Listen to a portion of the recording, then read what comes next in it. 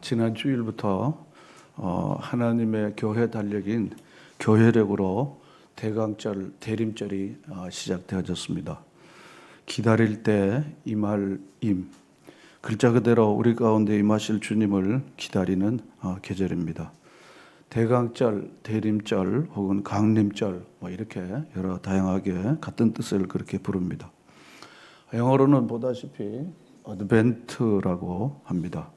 왕의 도래, 왕의 도착 혹은 그런 뜻을 갖고 있습니다. 라틴어 어드벤티우스라고 하는 단어에서 유래됐습니다.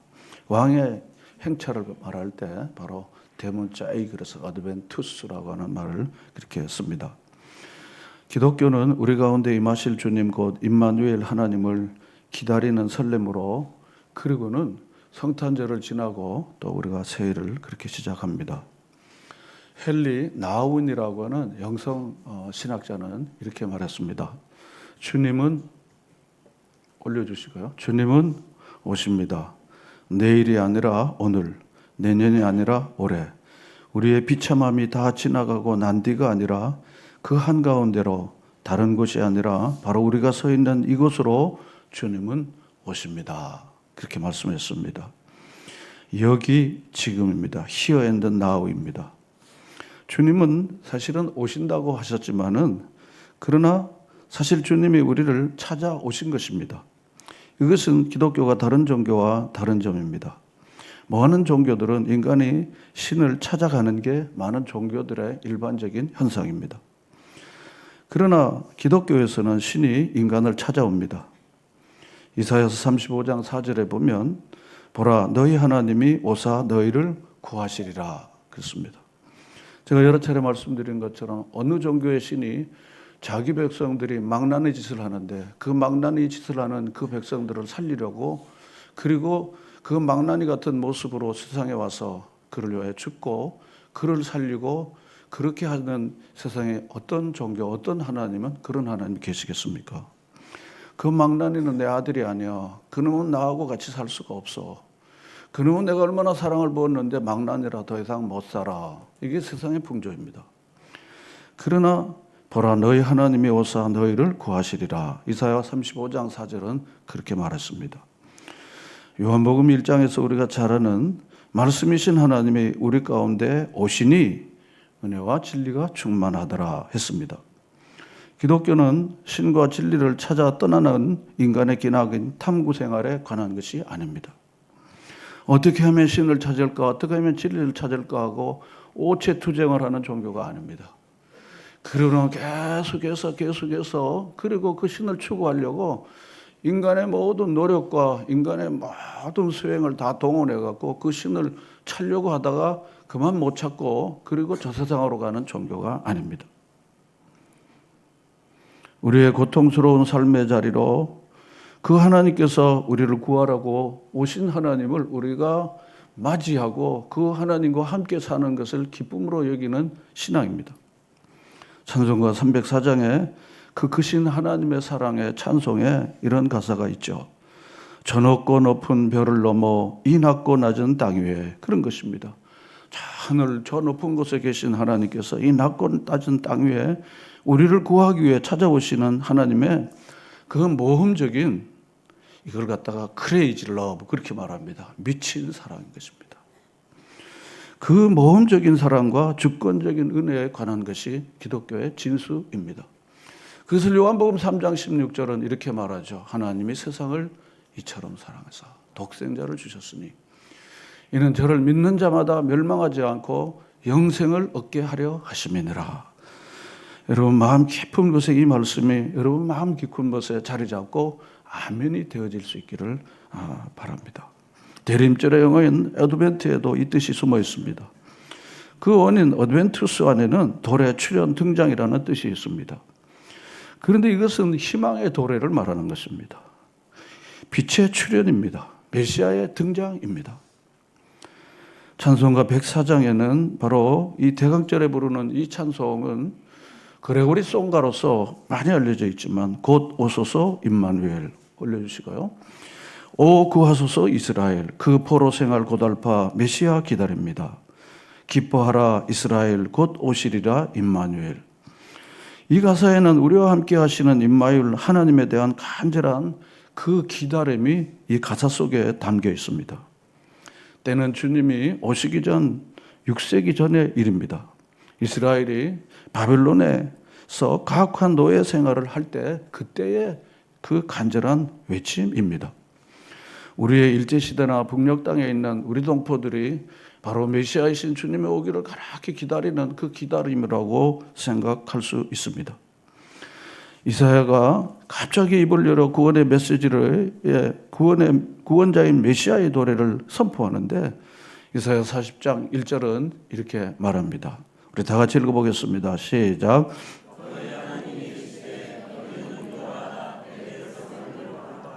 이사야의 이 선포는 위로의 메시지부터 시작합니다. 우리가 잘 아는 대로 이사야서는 신구약 성경의 축약본입니다. 성경이 66권인데 이사야서 전반부는 39장까지, 후반부는 40장부터 66장까지입니다. 메시아의 도래인 40장 1절은 바로 이렇게 위로하라, 위로하라로 시작합니다. 왜 이스라엘의 위로를 받아야 합니까? 그것은 이제 노역의 때가 끝났고 그 죄악의 용서함을 받았다는 것을 시작하는 것이기 때문입니다.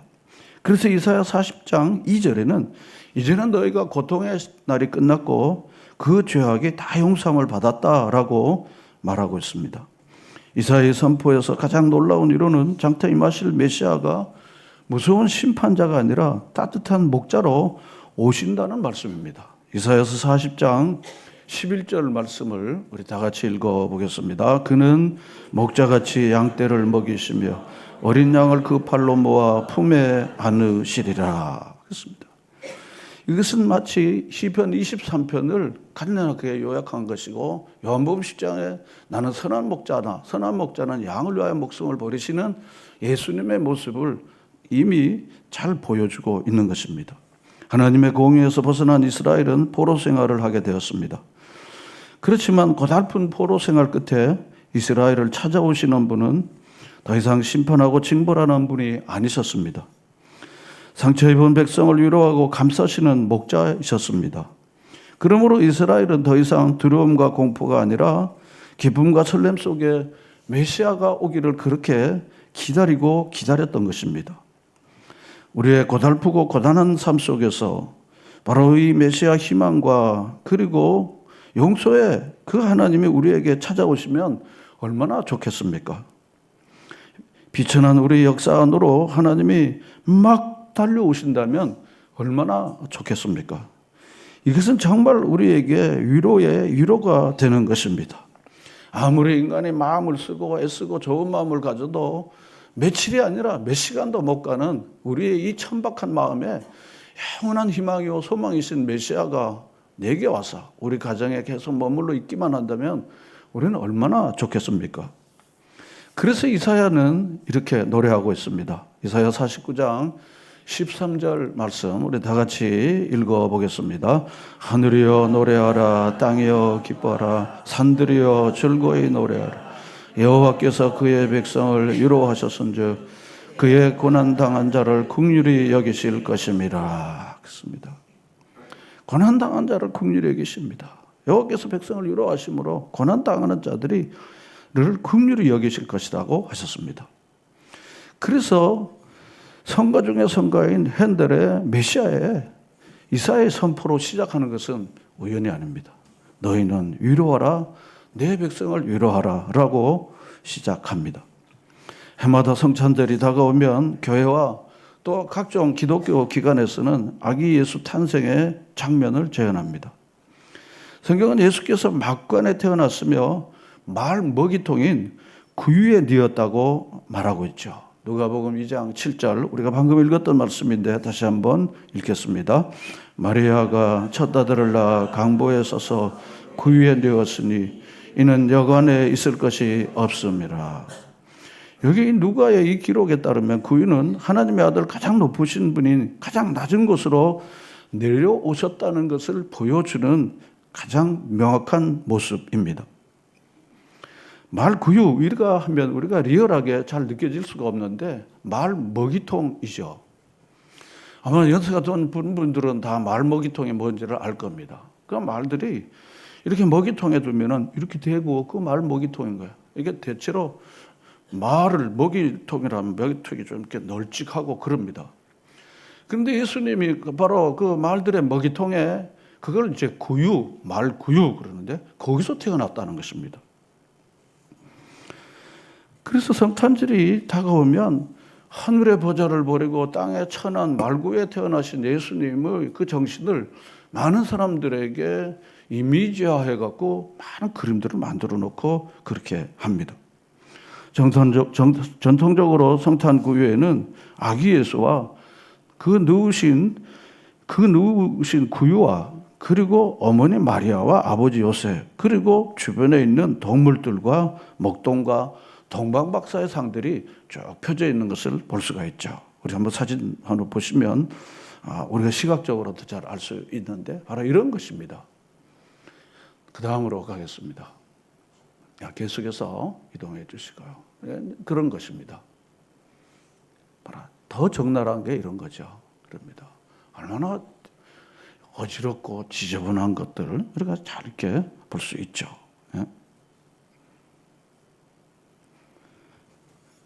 이사야 9장 1절에 보면 어둠 속에 헤매는 백성이 큰 빛을 볼 것이다 라고 했습니다. 깜깜한 땅에 사는 사람들에게 빛이 올 것이라고 그렇게 이사야는 바로 메시아가 빛으로 이 땅에 오실 것을 예언했습니다. 여러분 사실 예수님이 탄생하신 베들레헴의 마구간은 지금 이렇게 시각해 갖고 굉장히 보기 좋은 작품으로 성화로 성물로 이렇게 만들어 놓았지만 실제로 우리가 마구간을 경험해 본 사람들의 생각을 우리가 끄집어내서 생각해 보면은 굉장히 침침하고 아주 냄새가 나고 짐승의 울음소리와 가슴소리가 나고 거룩하고 깨끗한 것은 하나도 없는 정말 그런 것이 이 말 먹이통인 구유입니다. 그야말로 아름다운 것이라고는 하나도 볼 수가 없는 냄새. 냄새. 마치 우리의 자란 아이들은 단 5분도, 1분도 거기 있을 수가 없고 그냥 튀쳐나오거나 아니면 하여 바깥에서 냄새를 보고 전혀 같이 갈 수도 없는 곳일 것입니다. 그러므로 아름다운 풍경도 없고 깨끗한 것도 없고 거룩한 것도 아닌 거기에 무슨 선한 일이 일어날 기대를 할 수가 있겠습니까? 그런데 놀라운 사실은 거기에 구세주가 탄생했습니다. 거기에 메시아가 탄생했기 때문에 베들레헴의 별이 비춰지고 동방의 박사들이 거기를 찾아와서 가장 귀중한 황금과 유황과 모략을 아기 예수에게 바친 것입니다. 그리고는 전심으로 경배했습니다. 그래서 그것은 말구유가 거룩한 성전이 된 것입니다. 빛인 예수께서 그곳에 계셨기 때문에 세상에서 가장 낮고 천한 곳이 동방의 그 뛰어난 학자들인 천문학자들인 동방의 박사들이 와서 거기에 경배를 한 것입니다. 그것도 빈손이 아니고 황금과 유황과 모략 같은 이분은 그만한 가치가 있는 분이므로 가치 있는 걸 드려야 된다고 생각하고 가장 고귀한 황금, 유황, 모략을 거기다 바치게 된 거예요. 성탄헌금의 기원이 바로 여기서 난 것이죠. 그런데 그 베들레헴의 마구간이 우리의 마음입니다. 흑암 속에 절망하고 갈 길 잃은 우리의 마음입니다. 우리나라의 영성의 참 대가이신 우리 감리교회 초기 목사님이신 이영도 목사님은 마음의 구유라고 하는 아주 정말 영감이 넘치는 시를 이렇게 썼는데 잠시 올리고 했습니다. 베들레헴 작고 추한 말구유를 허물지 아니하시고 거기 나신 예수님이여 나의 작고 추한 내 마음 구유에 탄생하여 자정하시옵소서. 이 자정은 마음에 계속 머물러 있으라고 하는 한문 표현입니다. 베들레헴 작고 추한 말구유를 허물지 아니하시고 굳이 거기를 택하셔서 거기로 오시고 거기 나신 예수님이요 나의 작고 추한 마음 구유에 탄생하여 자정하시옵소서. 그렇습니다. 생명은 빛이신 그리스도가 우리 안에서 탄생하는 것입니다. 누군가가 이렇게 말했습니다. 우리 각자는 예수를 위해서 방을 내어줄지 아닐지를 결정하는 여관 주인과 같은 것입니다. 여관 주인은 지금 굉장히 고민에 좀 빠졌을 것이라고 제가 상상력을 동원해서 성경을 해석해 봤습니다. 이때 베들레헴으로 와서 많은 사람들이 호적 등록을 하면은 대목 중에 대목이고 명절 중에 명절인데 바가지를 씌워도 될 수 있는 날이에요. 다 모두 거기서 자고 그리고 호적 신고를 하고 그리고 자기 동네로 돌아가야 되기 때문에 대목 중에 대목인데 이때 한몫 보는 때인 거야. 한몫 보는 때입니다.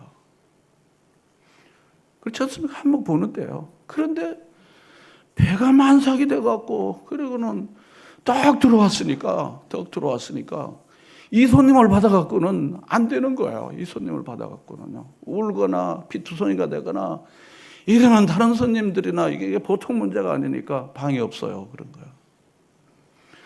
현대의 많은 물질주의는요, 예수 대신 돈을 선택하는 것이 현대의 물질주의입니다. 주일 대신 돈을 선택하는 것입니다. 사랑하는 사람들보다 돈을 선택하는 것이 현대의 소위 물질주의 시대입니다. 돈을 요구하면 그 다음부터는요, no, 안 가요. 돈을 이야기하면 교회도 no입니다. 이게 바로 오늘날 바로 여관 주인이 고민이 빠진 거야. 인간적으로 생각하면은 이 여인을 받아야 되는데 지금 안 받으면 어떻게 이거 나도 애를 낳아본 경험 있고 그런데 그는 돈을 선택한 것입니다. 다시 말씀대로 우리 각자는 아기 예수를 위해 방을 내어줄지 아닐지를 결정하는 여관 주인과 같은 것입니다.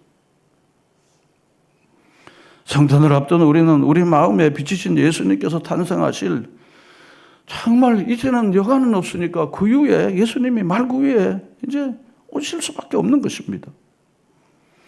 그러므로 내 안에 주님 모실 과연 빈 방은 마련되어 있는 것입니다. 너무 바쁘면 주님께 드릴 시간과 드릴 물질이 없습니다. 온통 자기 일로 바쁘니까 그래서 유진 피더스는 그렇게 했습니다. 너무 바쁜 개체라고 그랬습니다. 주님을 위해 시간을 드릴 수가 없어요.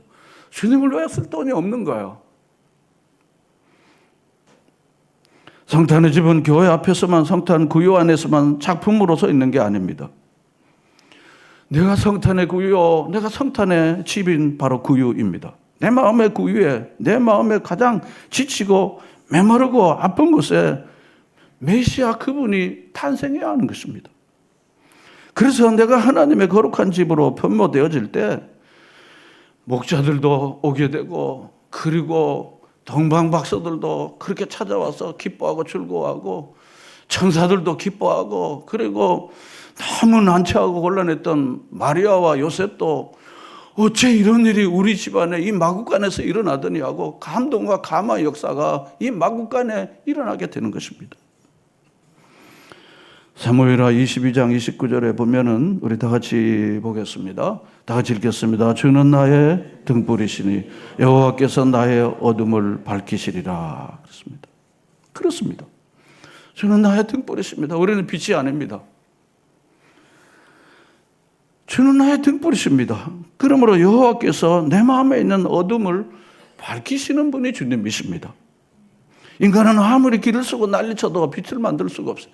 달이 아무리 길을 쓰고 했어도 태양의 빛을 반사시킬 뿐이지 빛을 만들 수가 없는 것입니다. 왜냐하면 우리는 본질적으로 빛이 아니기 때문에 그런 것입니다. 그러므로 여기 사무엘하 있는 것처럼 주는 나의 등불이시기 때문에 여호와께서 나의 어둠을 밝혀주신다고 하는 이 굳건한 확신을 우리가 가져야 할 필요가 있는 것입니다. 그것이 바로 오늘 우리의 성탄입니다. 여호와께서 내 어둠을 밝히시는 사건이 바로 성탄입니다. 그러나 한 가지 더 중요한 문제가 있습니다. 누가복음 11장 35절 말씀을 보면 다 같이 읽겠습니다. 내 속에 있는 빛이 어둡지 아니한가 살펴보라 그랬습니다.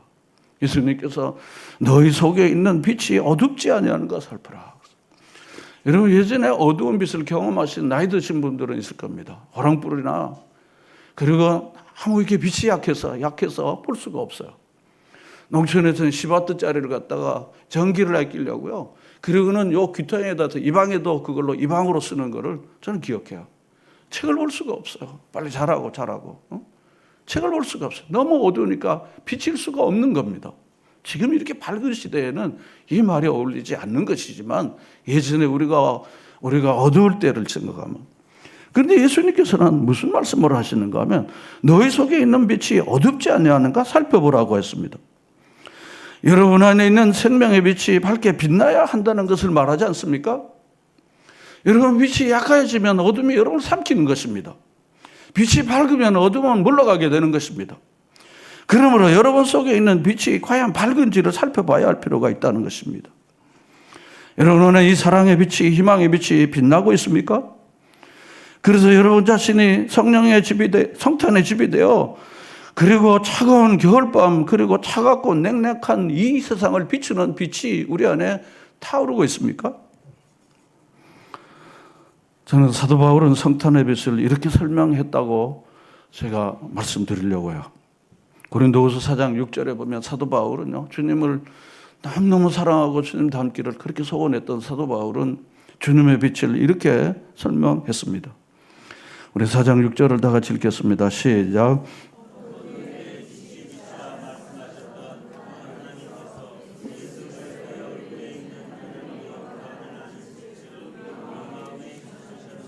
아멘. 그렇습니다. 이 구절에는 사도 바울의 자기식의 표현인 창조론이 고스란히 잘 담겨 있습니다. 어두운 데에 빛이 있으라. 여러분 잘 들어본 말씀이 아닙니까? 이게 어디서 나온 말씀입니까? 창세기 1장에 있는 말씀이에요. 땅이 혼돈하고 공허한 때 하나님께서 빛이 있으라. 그 빛이 오므로 혼돈과 공허가 떠나고 질서의 세계, 코스모스의 세계가 존재하게 된 것입니다. 그 빛으로 하여금 지금도 자연계와 그리고 이 태양계가 순적하게 운행되어지는 그 놀라운 자연계 전체의 역사가 이루어지게 되는 것입니다. 혼돈이 떠나고 코스모스의 조화로운 세계가 시작되어지는 바로 빛이 있으라 하신 첫 번째 창조 이야기입니다. 그리고 계속해서 하나님의 두 번째 창조를 사도 바울은 말하고 있습니다. 인간이 죄악에서 무너지며 어둠의 세력에 붙잡혀 있을 때 하나님께서 두 번째 창조를 하신 것입니다.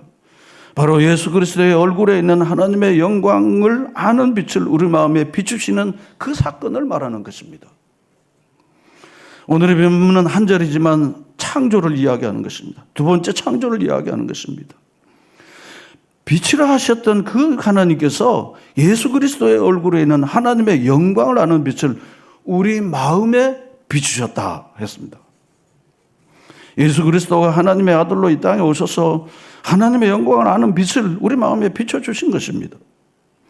그래서 예수님을 믿는 것은 하나님의 창조의 위대한 역사의 한 부분인 것입니다. 하나님께서 하나님의 생명의 빛을 예수 그리스도를 통해 우리에게 비춰주셨습니다. 우리 마음에 비춰주신 것입니다. 그래서 우리 마음속에 예수님이 하나님의 아들이시구나. 예수님이 나를 위하여 십자가에 못 박혀 죽으셨구나. 예수님이 십자가에 달려 죽으시고 다시 부활하셨구나라는 고백이 이루어지게 되는 것입니다. 성경의 3대 주제는 창조, 타락, 재창조, 구원입니다. 사도 바울은 이 말씀 하나를 통해서 타락한 인생을 향한 하나님의 구원의 새 역사를 이렇게 잘 설명해 주고 있습니다. 하나님의 영광을 아는 빛을 우리 마음에 비춰주셔서 우리가 예수님을 믿는 하나님의 자녀가 되었고 그리스도 안에서 새로운 피조물이 되어졌다고 하는 것입니다. 할렐루야. 그러므로 이어서 사도 바울은 4장 7절에 이 놀라운 일을 행하신 하나님 앞에 우리의 존재가 무엇이냐는 것입니까? 다 같이 읽겠습니다. 시작. 우리는 이 보배를 실그릇에 간직하고 있습니다. 이 엄청난 능력은 하나님에게서 나는 것이지 우리에게서 나는 것이 아닙니다. 아멘. 그렇습니다. 우리는 이 보물은 6장에 있는 이 보물인 것입니다. 어두운 데 빛을 비치신 하나님, 그리고 하나님의 영광을 아는 빛을 우리 마음에 비추셨던 빛으로 비추신 그 하나님, 이 하나님은 우리에게는 감히 감당치 못할 보배라는 것입니다. 보배이십니다. 여러분, 예수님이 우리에게 다 너무 보배가 뭡니까? 진주보다 다 값비싼 보배로운 것들을 보물입니다. 보물. 이 보물을 질그릇에 간직하고 있습니다. 이 질그릇은 누구를 말하는지 우리는 잘 알고 있습니다. 천박한 우리, 깨지기 쉬운 첨하고 변덕 많고, 그리고 아직과 욕심이 많은 이 질그릇, 바로 우리 인생을 말하는 것, 우리 마음을 말하는 것입니다. 그 마음에 하나님의 영광의 하는 빛을 우리에게 비춰주신 것입니다. 따라서 이런 놀라운 능력은 하나님에게서 나는 것이지 우리에게 나는 것이 아니라는 것입니다. 하나님께서 이 놀라운 보배를 질그릇 같은 우리 속에 부어주셨다는 사실입니다. 이것이 얼마나 큰 은혜이겠습니까? 보배이신 예수 그리스도가 그 위에 불과한 우리 마음, 곧 질그릇일 뿐 내 마음 안에 비춰주신다고 하는 것입니다. 여러분, 어두울 때는 여러분 무슨 행동을 즉각적으로 하게 됩니까? 불 켜. 자기가 키든지 아니면은 불 켜. 그럽니다. 근데 마음의 어두움이 왔을 때 불 켤 수 있는 스위치는 우리에게 있습니까? 마음의 혼돈과 갈등과 그리고 미움과 그리고 탐욕으로 가득 차 있을 때 이 어둠을 몰아낼 수 있는 마음의 스위치는 여러분 킬 준비는 되어 있습니까? 빛이 약하면 어둠이 우리를 장악해버려서 어둠의 노예 생활을 한평생 북녘 땅에 우리 동편처럼 그 강한 힘에 의해서 자유를 누리지 못한 채 고통을 당하는데 그것이 바로 우리의 생인 것입니다. 우리는 질그릇일 뿐입니다. 우리 안에 보물이신 예수 그리스도가 계십니다. 예수 그리스도가 없다면 그야말로 보잘것없는 그냥 깨어져서 쓰레기통에 버리는데 돈 주고 버려야 될 판입니다. 쓰레기 인생, 바로 그걸 그렇게 말하는 것입니다. 만약 우리가 그 상태에서 계속 머물러 있다면 탐욕과 교만과 거짓과 이기심, 열등감, 미움, 분노, 수많은 죄악들이 우리를 지배하게 될 것입니다. 만약 내 속에 비추신 예수 그리스도가 밝히 비춰지지 않는다면 온갖 이런 어두운 것들이 나를 지배해주는 어두움의 역사를 살게 되는 것입니다. 그러나 우리는 예수 그리스도가 우리 안에 계시고 비추신 우리 예수 그리스도가 우리에게 보물이 되어져서 우리 안에 존재할 때, 그러므로 깨지기 쉬운 우리는 예수의 빛을 드러내는 광채가 되어지는 놀라운 역사가 이루어진다는 것을 여러분 다 믿고 나아가시기를 바랍니다. 어떤 분들은 나는 의지가 좋고 나는 도덕심이 있기 때문에 난 질그릇이 아니야. 나는 여태까지 나쁜 일을 해본 적은 없어. 내가 그래도 누군가를 도와주면 좋지 해끼치는 일은 해본 적이 없어. 그런 사람들은 자기 자신이 나는 은그릇이야, 금그릇이라고 이렇게 스스로 자유하는 경우들도 간혹 있습니다. 여러분, 은그릇도 나중에 다 버리게 됩니다. 금그릇도 다 버리게 되는 것입니다. 인간이란 존재 자체가 한번 치면 다 무너지는 존재입니다. 그 금그릇이라 도덕적으로 깨끗하고 양심적인 사람들도 자기의 그릇을 끼면 언제나 화를 낼 준비가 잘 되어 있는 게 깨어지기 쉬운 인간입니다. 천사 같은 모양을 갖다도 자기가 싫어하는 일을 요청하기만 하면 불끈 화를 내고 그러고는 때려치우겠다고 안 하겠다고 하는, 이게 바로 인간이 갖고 있는 금그릇, 은그릇의 실체입니다. 그렇게 연약한 존재가 우리 인간입니다. 우리 속에 빛이요 희망이신 예수 그리스도를 진정으로 모시지 않으면 우리는 앞으로 나가도 두렵고 뒤로 돌아가려 해도 풀어날 수밖에 없는 우리 인생인 것입니다. 질그릇 같은 존재인 우리가 시간이 갈수록 우리의 삶은 어떻게 되겠습니까? 점점점 병들고 약하고 쓸모없는 인생들이 되는 것입니다. 후패하게 되는 것입니다. 사도 바울은 겉사람은 날마다 약해지고 후패해지고 썩어가지만 속사람은 빛이신 주님 안에 있을 때 날로 어떻게 한다 그랬습니까? 새로워진다고. 신체의 변화는 어떻게 할 수 없지만 우리 안에 영혼의 예수 그리스도의 빛 가운데 거하는 자들이 광채가 일어나는 역사가. 그러니까 이 시므온과 바누엘에 따라 안나와 같은 이들은 연세가 굉장히 많았지만 그들은 그리스도의 오심을 간절히 기다렸던 영혼의 그 부요함과 영혼의 밝음이 그 속에 있었던 것입니다.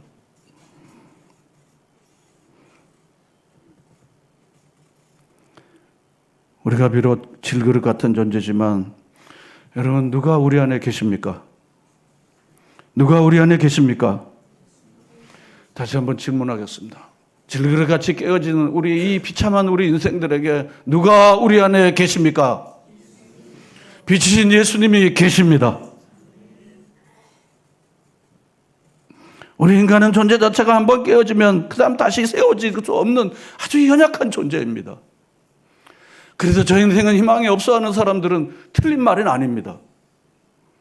죄 지난 삶을 통해서 볼 때도 저 인생은 희망이 없어 하는 사람들은 사실 희망을 갖기가 정말 어렵습니다. 한 번 망가진 것 깨어지기가 어렵습니다. 그러나 한 가지 희망이 있습니다. 요한복음을 여러분들이 잘 읽으시기를 바라요. 나에게도 희망이 있구나. 우리도 희망이 있구나. 예수 그리스도를 정말로 모시면 삭개오 같은 사람들도 바뀌어지는 거예요. 바디메오도 바뀌어지고요. 그러고는 니고데모도 바뀌어지고 음물가의 연인 같은 이런 엉터만 사람도 바뀌어지는 것입니다.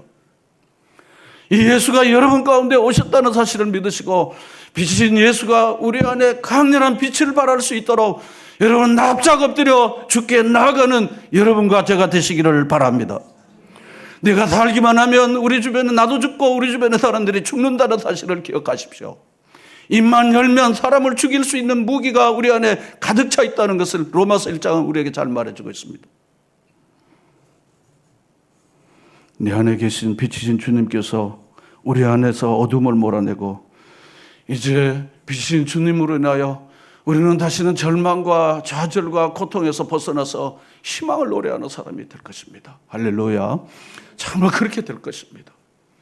그러므로 예수 그리스도가 더럽고 추하고 냄새나는 이말구에 태어나셨지만 예수가 있는 그곳에 참은 동방박사들이 황금과 유황은 모략을 가지고 예수 앞에 나와 경배하고 찬양했습니다.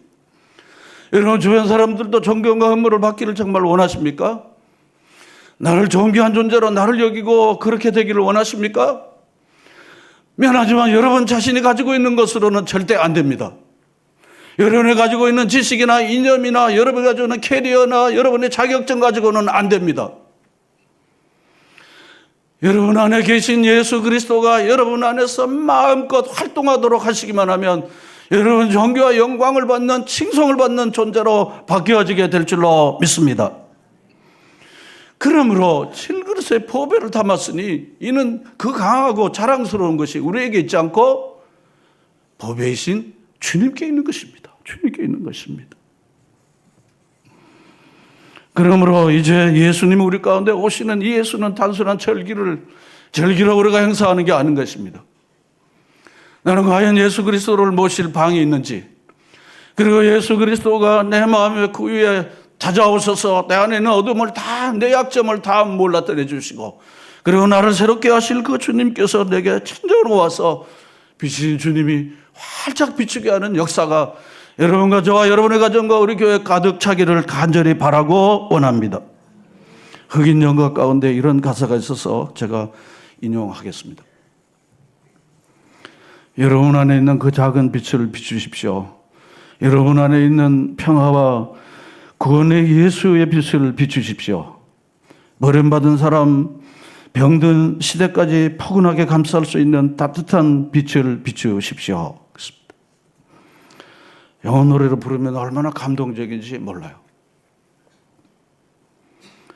나는 빛이 아니야. 난 빛을 비출 만한 형편이 아니야. 나 혼자 살기도 바쁜 판에 뭐 누구를 비치게 하겠어.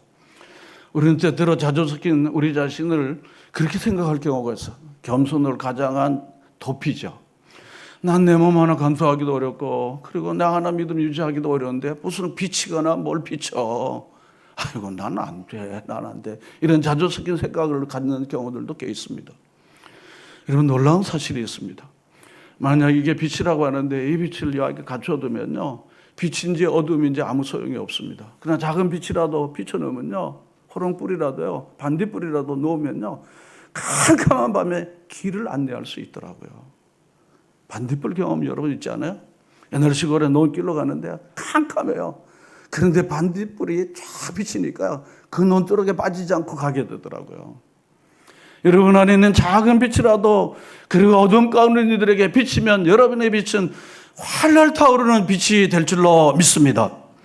하나님의 빛은 바로 우리에게 그러한 역할을 하는 것입니다. 이제 그리스도가 오십니다. 메시아가 오시고 하나님 오시고 우리를 찾아오십니다. 나의 어둠 속으로 들어오십니다. 그리고 전쟁과 폭력과 억압이 가득 찬 이 세계 속에 주님이 우리 가운데 오시는 것입니다. 주님 오십시오. 주님 오십시오. 이것이 모든 사람들이 주님의 오심을, 이 땅에 많은 정치가들과 그 싸움과 다툼의 현장 가운데 사는 사람들은 우리 힘으로는 안 돼. 그렇죠? 여러분 정치 뉴스를 많이 보시겠지만 알겠지만요, 그 많은 박사들과 많은 학위들 갖는 많은 정치인들이 모여있지만요, 그들이 기껏 하는 게 뭡니까? 싸우는 거예요. 제밥그릇 채우는 걸 하는 거예요. 하나님의 지혜가 없어요. 세상 지혜와 지식이 있는 거예요. 그런데 그 가운데 정말 우리 인간의 무력감을 느끼고 우리는 어둠을 생산할 뿐이야. 그리고 하나님 정말 빛이시오 소망이시고 그리고 희망이신 주 예수여 오시옵소서. 이것이 바로 우리의 기도입니다. 우리의 간절한 간구이십니다. 다시 한번 요한복음 1장 14절로 가겠습니다. 말씀이 육신이 되어 우리 가운데 거하심에 우리가 그의 영광을 보니 하나님의 독생자의 영광이요 은혜와 진리가 충만하더라. 성탄은 빛이신 주님의 도래요 출현입니다. 희망의 도래입니다. 메시아의 등장입니다. 우리는 이 빛을 기다리며 내 마음속에 그리고 대강절의 이 촛불을 하나씩 붙여가면서 어둠은, 좌절은, 낭망은, 탐욕은, 이기심은 떠나고 주님의 빛으로 나를 새롭게 해주십시오 하는 거룩한 그 기다림의 역사가 이 대강절 우리 가운데 임하는 것입니다. 요한일서 1장 7절을 보면 그가 빛 가운데 계신 것 같이 우리도 빛 가운데 행하는가 그렇습니다. 우리 빛이 우리의 아버지시라면 아들된 우리는 당연히 빛 가운데로 가는 것은 당연한 거 아니겠습니까? 이제 말씀을 마치면서 요한복음 8장 12절 말씀을 우리 다 같이 읽겠습니다. 나는 세상의 빛이다. 나를 따르는 사람은 어둠 속에 다니지 아니하며 생명의 빛을 얻을 것이다. 아멘. 예수님은 스스로 나는 세상을 비추는 빛이다 라고 말씀하셨습니다. 그리고 나를 따르는 사람들은 어둠에 다니지 않는다. 주님을 따르지 않는다는 사람은 여전히 어둠에 있는 것입니다. 빛이신 주님을 따라갈 때 어둠이 나를 지배하지 않는 것입니다. 주님의 바로 우리의 길잡이이십니다. 우리 인생의 스승이시고 우리의 어둠을 밝히시는 참 빛이십니다. 여러분 믿으십니까? 이 빛이신 주님을 향하여 계속 나아갈 때 나도 모르는 사이에 어둠아 물러가라, 어둠아 물러가라 할 필요가 없이 어둠은 다 떠나게 되는 찬양과 경배와 감사와 찬양이 넘치는 그런 구유의 역사가 일어나게 되는 것입니다. 나를 따르는 사람은 어둠에 다니지 아니하고 무슨 빛을 얻겠다고 했습니까? 생명의 빛을 얻겠다. 사랑하는 여러분, 여러분 모두에게 주님이 이 생명의 구원의 빛으로 우리에게 오신 예수 그리스도를 정말 마음에 모시고 그리고는 이 빛이 내 안에 마음껏 비칠 수 있도록 그와 같은 역사를 소망하며 나아가는 여러분 모두가 되시기를 주의 이름으로 축원합니다.